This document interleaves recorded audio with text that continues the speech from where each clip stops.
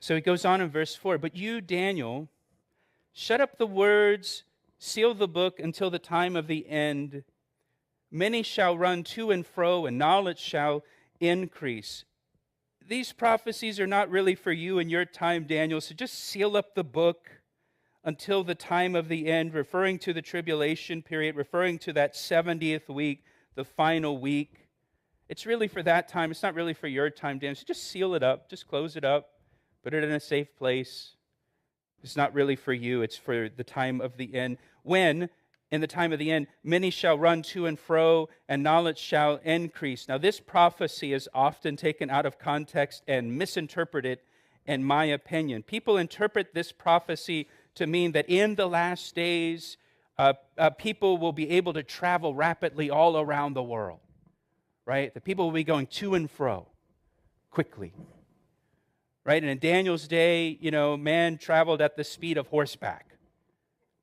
And now today we can go faster than the speed of sound. You can get on a plane today and you can be anywhere in the world tomorrow, kind of thing. And they say, oh, that's what it means when it says they'll be running to and fro, and knowledge shall increase. And some take this to refer to the information age and the internet and the incredible amount of information that's available at everybody's fingertips on your phone. And they'll tell you the Hebrew word here is Google. Actually, it's Google, and you don't realize that. But that's not the context of the passage. Context matters. The context is the tribulation period. And during the tribulation period, many will be searching for answers and trying to understand what's going on in the world. And they'll be going to and fro looking for answers. And the book of Daniel will give them understanding.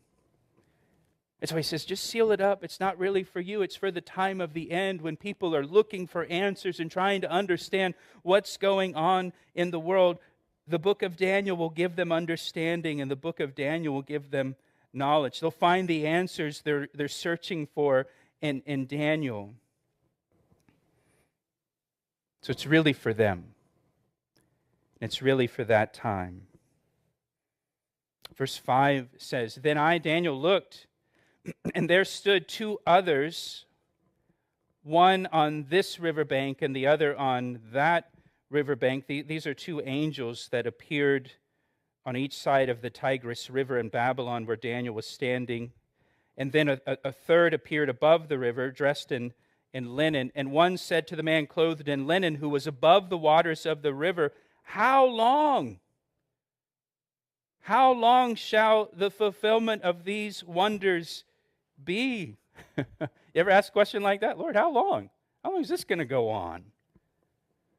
Now, again, context, these angels are asking, how long will this tribulation be? How long will the Antichrist persecute the people of God during the tribulation? How long is that going to last? Then I heard the man clothed in linen who was above the waters of the river, when he held up his right hand and his left hand to heaven. He's making an oath here. Holding up both hands shows the seriousness of this oath. He holds up both his hands and swore by him who lives forever, he swears by God who lives forever, that it shall be for a time, a times, and half a time. Now, we've seen that phrase before. And when the power, look what it says, of the holy people, that's Israel, has been completely shattered, all these things shall be finished. That's a pretty heavy verse right there. He says it's going to be for a time, a times, and half a time. He's making an oath there. I swear to you, it's going to be for a time, times, and half a time, or as we've said before, 3.5 years. There's 3.5 years left in the tribulation. I swear, I make an oath to you that it's only 3.5 years left until the power of the holy people Israel is completely shattered. The purpose of the tribulation is to bring the Jewish people to salvation. It's the time of Jacob's trouble, as it says in Jeremiah chapter 30. It will take the great tribulation and the complete shattering of the Jewish people to humble them and to cause them to finally call on the name of the Lord for salvation. Sadly, this is what it's going to take. They're going to be completely shattered by the end of the tribulation, but that remnant that comes through the tribulation, they'll know the Lord as their Savior. And so verse 8, I love verse 8. You should love verse 8 too. Daniel says, although I heard, I did not understand. Then I said, my Lord, what shall be the end of these things? That's encouraging, isn't it? Verse 8, Daniel the prophet says, I hear what you're saying, but I don't really understand what you're saying. You ever feel that way? I feel that way a lot. Can relate to Daniel.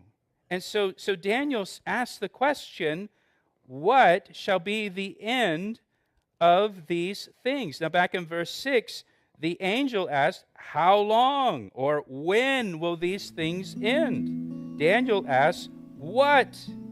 What things will happen before the very end? What should I be looking for? What should we expect?